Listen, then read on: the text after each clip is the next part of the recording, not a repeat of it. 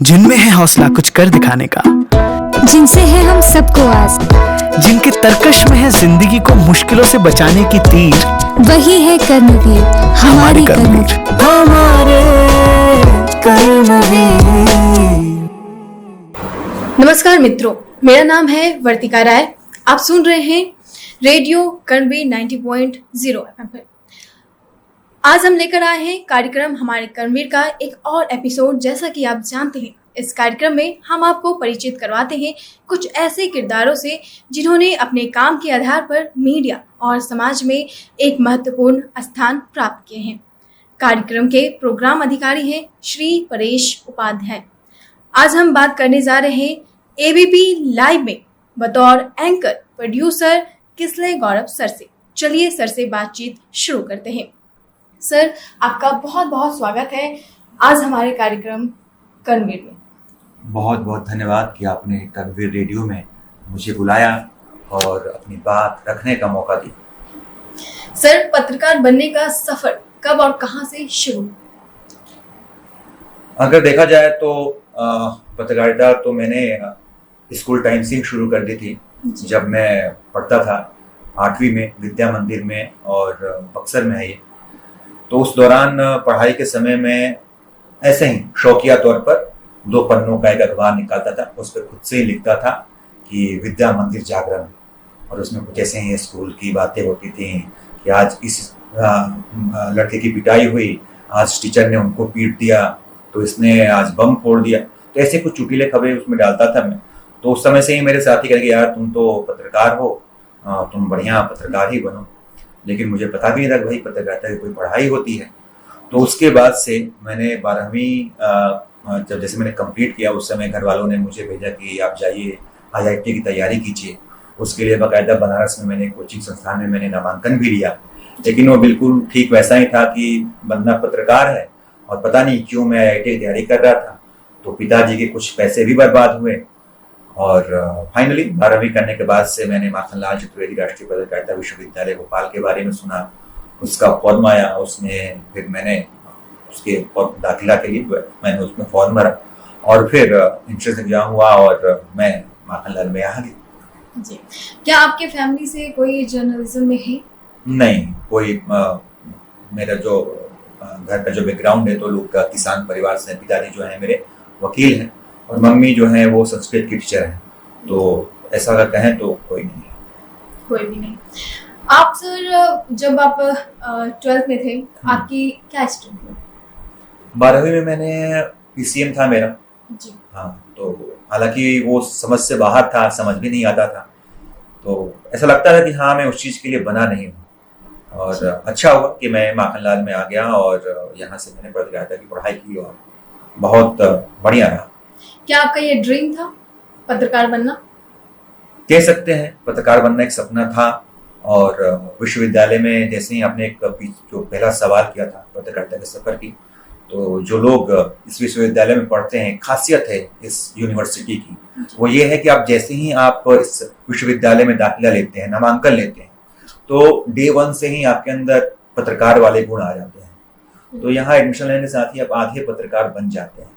और फिर पूरा पत्रकार आप तब बनते हैं जब आप विश्वविद्यालय से पास आउट होकर कहीं जाकर मीडिया संस्थान में नौकरी करते हैं, या खुद का यूट्यूब चैनल चलाते हैं, या फिर खुद के लिए कुछ ब्लॉगिंग करते हैं।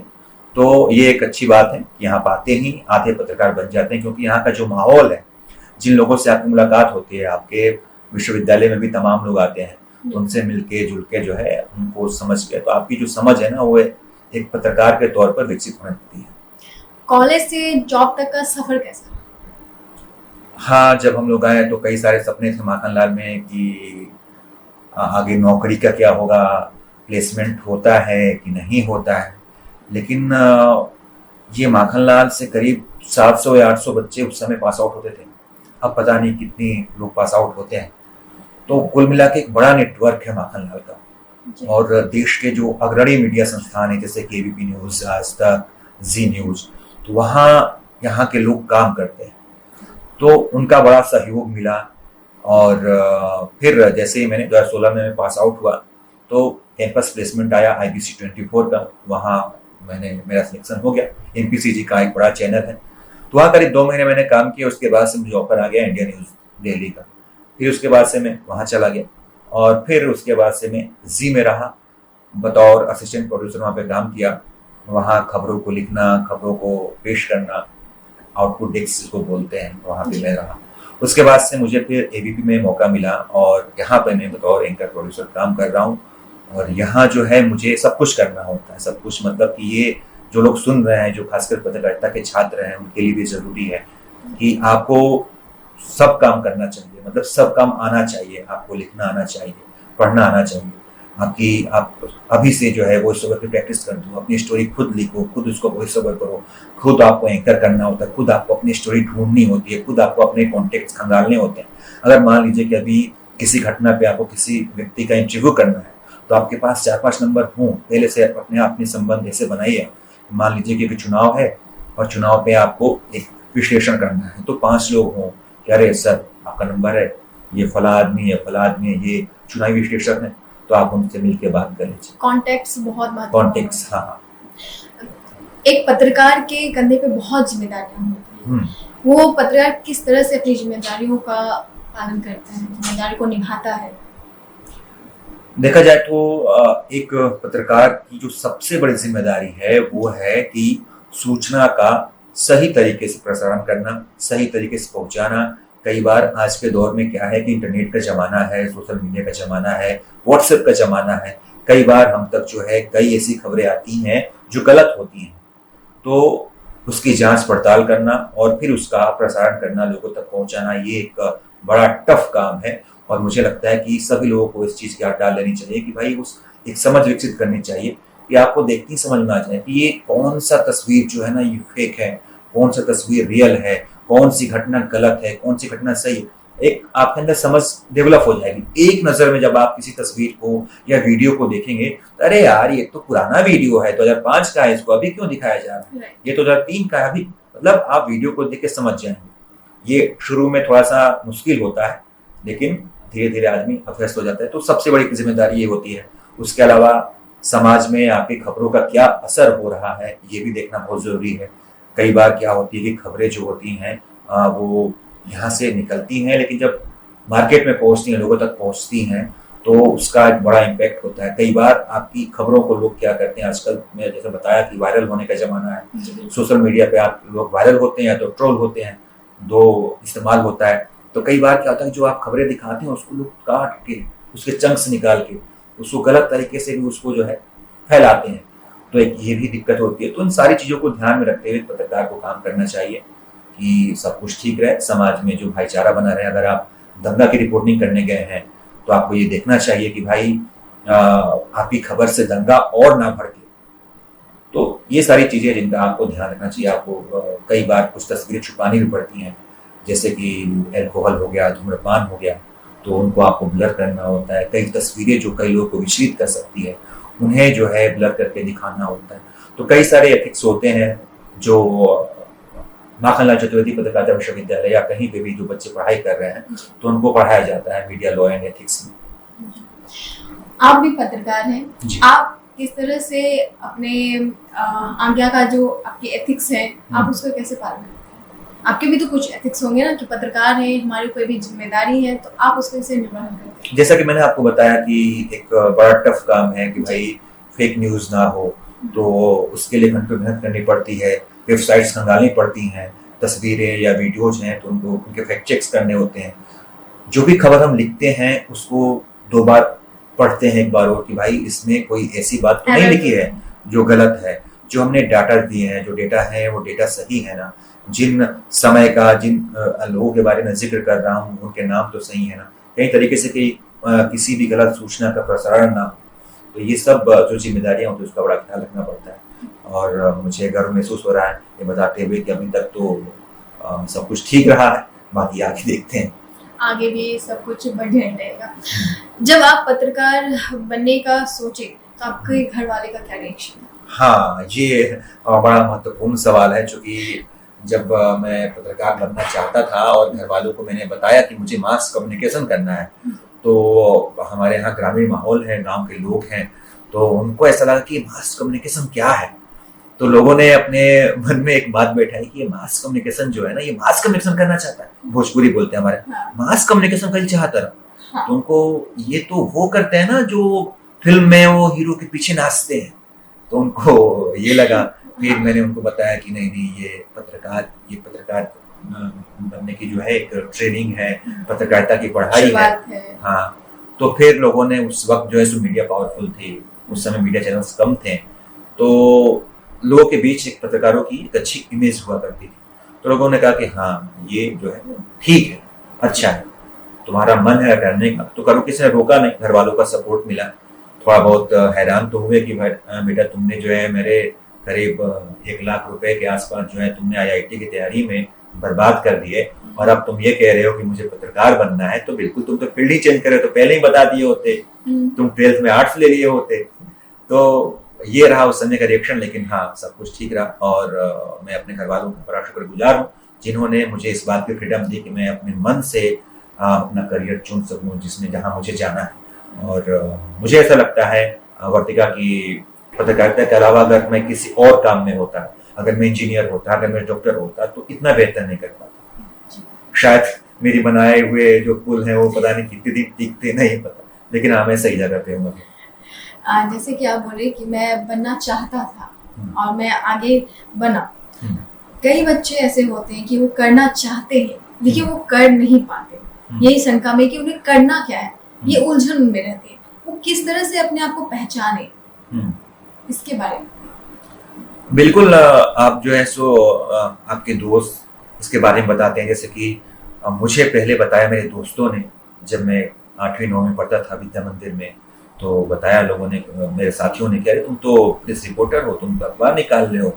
और इवन मेरे लिखने का स्टाइल ऐसी थी कि वो अपने घर पे भी ले जाके मम्मी पापा को पढ़ाते थे, देखिए ना क्या लिखा है, कैसा लिखा है। तो कई बार दोस्त बताते हैं आपको, तो आप अपने आप को परखिए, देखिए कि आप क्या अच्छा करते हैं। अगर आपकी हिंदी अच्छी है, कि आपकी अंग्रेजी अच्छी है, आपकी अगर खबरों की समझ अच्छी है, राजनीति में आपको इंटरेस्ट है, आप चीज़ों को भाप लेते हैं, तो आप पत्रकार बनिए। अगर आपको लगता है कि भाई आपका ध्यान जो है इंजीनियरिंग की तरफ है, तो हाँ, अगर आपको लगता है कि आपको जो है डॉक्टर बनकर आप लोगों की सेवा कर सकते हैं, मतलब आपको एक महसूस होने लग जाएगा कि आप किस तरफ जा रहे हैं। तो ये बहुत जरूरी है कि आप सही समय पे समझ लें अपने आप को। अगर कोई बच्चा पत्रकार बनना चाहे तो उन्हें किन बातों का ख्याल रखे, उन्हें पत्रकारिता में आना चाहिए? पहली बात तो ये कि कई बार क्या होता है कि लोग बड़े क्रांतिकारी विचार रखते हैं, खासकर छात्र, कि मैं पत्रकार बनने जा रहा हूँ, देश सेवा करूंगा, भ्रष्टाचार खत्म कर दूंगा और ये कर दूंगा, वो कर दूंगा। तो मैं उनसे कहना चाहूंगा कि आप जो है, आपको ऐसा कुछ भी बहुत ज्यादा सोचना नहीं है। जितने लोग हैं सभी ऐसे ही काम कर रहे हैं। आपका सिर्फ एक ध्येय होना चाहिए कि आप जो है ईमानदार रहिए। अगर आप ईमानदार रहेंगे तो उसमें देश सेवा भी हो जाएगी, भ्रष्टाचार का खात्मा भी हो जाएगा। अगर सोचिए, अगर आप अपनी खबर ईमानदारी से दिखा रहे हैं, है ना, आपका काम सिर्फ खबर दिखाना होना चाहिए। अगर आपने उसमें ईमानदारी बरती है तो उससे देश सेवा भी हो जाएगी। बिल्कुल। सर, मेरा ये आपसे जानना है कि एक पत्रकार के ऊपर पॉलिटिकल प्रेशर भी रहता है, क्या ये सच है? हाँ, ऐसा रहता है बिल्कुल। रहता है तो किस प्रकार का है? ये सवाल थोड़ा सा टफ है, लेकिन फिर भी इसका जवाब देता हूं मैं। कई बार क्या होता है कि आप पत्रकार हैं और कई मीडिया संस्थान जो हैं, कई बार आप देखते हो सबकी आजकल, आप इसको मैं कैसे बताऊं, लेकिन हाँ आप ये समझिए कि कई बार हम लोग खबरें दिखाते हैं तो कई बार ऐसा दबाव आता है कि यार बहुत ज्यादा निगेटिव नहीं दिखाना सरकार के बारे में, या फिर विपक्ष के बारे में ज्यादा निगेटिव मत दिखाइए। कई बार ऐसी चीजें देखने और सुनने को मिलती हैं। हालांकि मैंने अभी इसका कभी सामना नहीं किया है, लेकिन हाँ पत्रकारों के पास उसका भी तोड़ होता है। अगर आप सही पत्रकार हैं तो आप उसका भी काट निकाल लेंगे। उदाहरण आपको देता हूं। मान लीजिए कि एक बार खबर आई कि किसी फलां राजनेता ने सरेआम सड़क पर गुंडागर्दी।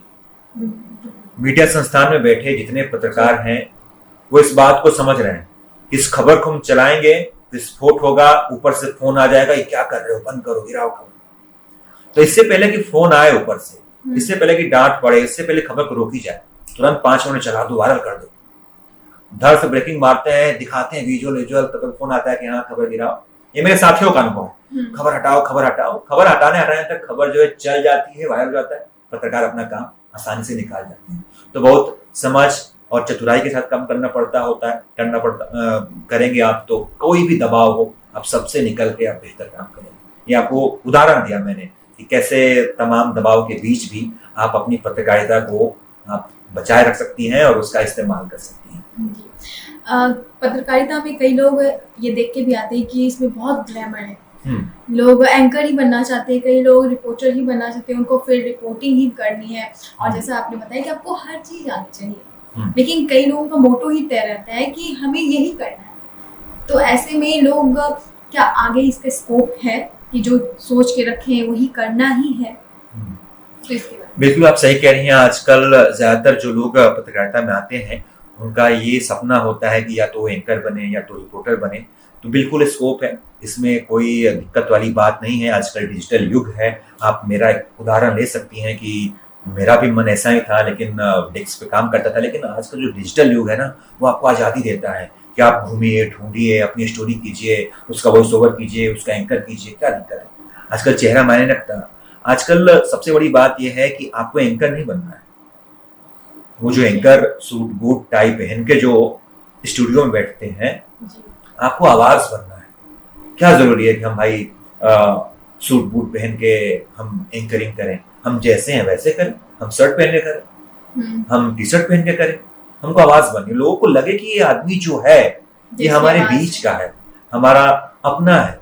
और मैं अपनी खूबी बताऊं तो मैं एबीपी में हूं, और उसकी सबसे बड़ी वजह यही है कि मैं बिल्कुल देसी अंदाज में अपनी खबरें पेश करता हूं, बिहार की पृष्ठभूमि से जुड़ा हुआ हूं। तो मेरा सिलेक्शन भी इसी वजह से, यार ये बंदा बड़ा जो है ना रियल है, कोई लाग लपेट नहीं है। ऐसा नहीं है कि एकदम बढ़िया आवाज बढ़िया करके गंभीर आवाज में बोल रहा है, ऐसे करता हूँ। तो भैया हम इस समय पहुंच गए हैं यहाँ, आप देखिए ऐसा हो रहा है, वैसा हो रहा है, ये हो रहा है। जो आप हैं वो दिखाइए।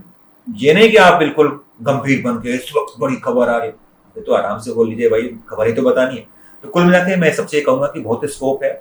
आपको एंकर बनने के लिए बहुत ज्यादा मेहनत करनी नहीं है कि भाई मेहनत करके आवाज अच्छी कर लें, गुड लुकिंग हो, ऐसा कुछ नहीं। आप जैसा है, जैसी हैं आप जैसे हैं, जैसे बोलते हैं, उस अंदाज में अपनी बात रखिए, उस अंदाज में अपनी बात पहुंचाइए।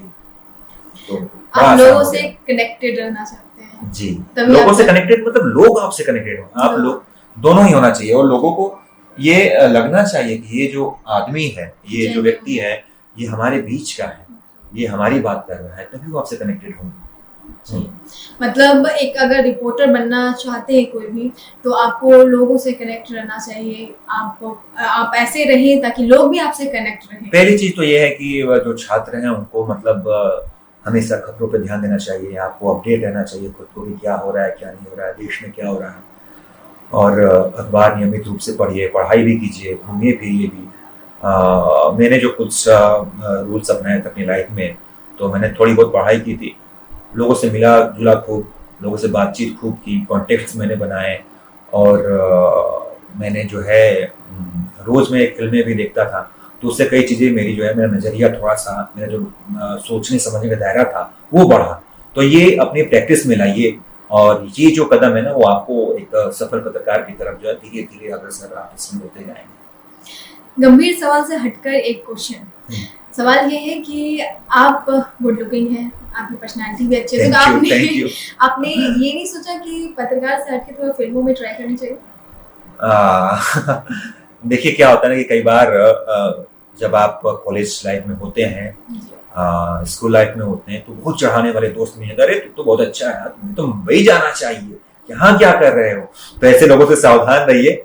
और मैं बिल्कुल मैं खुशनसीब हूँ कि मुझे ऐसे दोस्त मिले जिन्होंने कहा कि यार तुम तो अच्छा खबर लिखते हो, तुम पत्रकार बन सकते हो। तो अच्छा, तो आप भी देखिए, कई बार लोग चढ़ा देते हैं ना कि आप ऐसे हैं वैसे हैं, तो नहीं, उनकी बातों पे नहीं आना बिल्कुल चाहिए। हाँ, अभिनय का मुझे ये नहीं पता, नहीं पता है, तो फिर मैं क्यों जाऊँ। आप माखालाल से ग्रेजुएशन किए, मास्टर्स किए, आप अपने कॉलेज लाइफ बहुत एंजॉय किए। हाँ। आपको क्या वहाँ से सीखने को मिला? एक कॉलेज में आपको एक किला होता है कॉलेज, वहाँ आपको बहुत मजे आते हैं। तो आपको कॉलेज लाइफ बहुत पसंद आ रहा था, या आपको अभी क्या लाइफ बहुत पसंद आ रहा है? देखिए, कॉलेज लाइफ जो है आपका गोल्डन पीरियड, जैसे आपने कहा कि आपने बहुत एंजॉय किया, और मुझे लगता है कि आप सभी को एंजॉय करना चाहिए।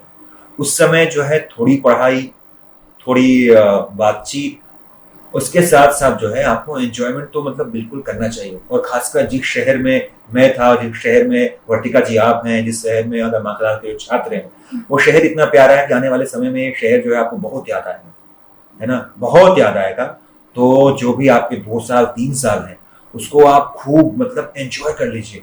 मतलब बाद में ये ना लगे कि यार मैंने अपनी कॉलेज लाइफ में ये नहीं किया, यहाँ नहीं घूमा, ऐसे मस्ती नहीं की, ऐसा नहीं किया। आज जब मैं इस विश्वविद्यालय में आता हूँ, आप लोगों को देखता हूँ, तो मुझे अपने पुराने दिन याद आते हैं। कुछ चीजें ऐसे लगता है कि यार मैंने ये नहीं किया, मैंने वो नहीं किया। तो वो मलाल ना रहे, खूब घूमिए, खूब मजे कीजिए। बाकी आगे चल के 2 साल बाद तो सबको नौकरी करनी ही है, जिम्मेदारी उठानी ही है, शादी वादी भी सबको करनी ही होगी। मेरी नहीं हुई है, मेरी भी होने वाली है, उससे डर लग रहा है। तो कुल मिला के आप कुछ थोड़ा सा जो है आपका जो समय है उसका आप जो है उसका इस्तेमाल कीजिए। ये दिन बहुत याद आने वाले हैं, गोल्डन पीरियड है, और आप इसको जो है सो खूब एंजॉय कीजिए। मेरी ये सलाह है लोगों से। और अगर मैं अपना अनुभव बताऊं तो उस वक्त MP नगर जोन 1 में ये कॉलेज, ये यूनिवर्सिटी हुआ करती थी। एक ही बिल्डिंग था, और तमाम बच्चे जो हैं बाहर निकलते थे, बैठते थे, 8-8 9-9 बजे तक हम लोग वहाँ रहते थे, बाहर निकलते थे। एक बगिया थी, चाय की दुकान थी, उसका नाम हमने बगिया रखा था। तो बगिया पे चाय पीते थे, बातचीत करते थे, तो बड़ा अच्छा माहौल हुआ करता था उस समय। और कहते हैं ना कि बातचीत करना भी, लोगों से मिलना जुलना भी एक ज्ञान का बड़ा स्रोत है। अगर आप एक किताब पढ़ रही हैं और अगर आप कुछ 10 लोगों से बात कर रही हैं, तो दोनों ही बराबर है। तो आप लोगों को समझ। और देखिए, एक जो बड़ी बात है माखनलाल की, कि यहाँ हर जगह से लोग आते हैं। आप MP की हैं, कोई बिहार का है, कोई छत्तीसगढ़ का है, कोई महाराष्ट्र का है, कोई साउथ से आया है। तो आप लोग ना एक दूसरे की संस्कृति को समझिए, उन लोगों की भाषा को समझिए। आज के समय में जो है सबसे शक्तिशाली कौन है? एक वो जिसके पास सूचनाएं हैं, जिसके पास खबरें हैं, जिसके पास सूचनाओं के स्रोत ज्यादा है। और दूसरा वो जो मल्टीलिंगुअल है, जिसे हिंदी भी आती है, अंग्रेजी भी आती है, जिसे मलयालम भी आती है, कन्नड़ भी आती है, भोजपुरी भी आती है। मुझे नहीं आती है, मुझे हिंदी ठीक ठाक आती है, अंग्रेजी बहुत कम आती है, भोजपुरी काफी अच्छी आती है। तो ये मेरे अंदर कमी है, और मुझे लगता है कि ये आप लोगों को ठीक करना चाहिए। तो जितने भी दोस्त हैं, मिले जुले बात कीजिए, उनकी चीजों को समझिए, उनकी भाषाओं को समझिए, उनकी संस्कृति को समझिए। सर, आपकी जर्नी बहुत अच्छी रही। आप कॉलेज टाइम में भी बहुत एंजॉय किए, आप अपने अभी के टाइम को भी बहुत एंजॉय करते हैं। क्या आपको सफलता और असफलता में आपको डर नहीं लगता कि अगर मैं आगे कुछ करूंगा तो इससे मुझे सफलता प्राप्त नहीं हो? क्योंकि कई युवाओं में क्या होता है, वो नया कुछ करना चाहते हैं, सक्सेस में वो फंस जाते हैं। तो इस चीज के बारे में उन्हें बताएं। अब मेरा इतना ज्यादा अनुभव तो नहीं है कि इस पे एक ज्ञान दे सकूं, लेकिन फिर भी मेरा जो है मानना ये है कि इसकी चिंता नहीं करनी चाहिए, है ना। आप बाहर निकल चुके हैं, आगे बढ़ चुके हैं, आप माखनलाल चतुर्वेदी पत्रकारिता विश्वविद्यालय में आप आ चुके हैं, यानी आपने मन में ठान लिया कि आपको पत्रकार बनना है। कई ऐसे युवा हैं जिनको पता ही नहीं कि उन्हें क्या करना है। आप जब यहाँ आ गए हैं, मतलब कि आप घर से निकल चुके हैं। वो कौन सा मुझे याद भी नहीं हो रहा है कि मंजिल मिल जाएगी भटकते ही सही, गुमराह तो है वो है जो घरों से निकलेंगे। आप लोग तो घर से निकल गई हैं, आपको पता है कि आपको क्या करना है, तो फिर क्या डर है किस बात का? आगे बढ़िए, पीछे जो होगा देखा जाएगा, और सब कुछ अच्छा होगा। जी सर, एक आखिरी प्रश्न, आप हमारे श्रोताओं को क्या संदेश देना चाहेंगे? श्रोता जो पत्रकारिता के छात्र हैं, या फिर हम लोग? जी, दोनों को। जो पत्रकारिता के छात्र हैं उनसे कहूँगा कि भाई आप खूब पढ़िए, खूब लिखिए और खूब एंजॉय कीजिए।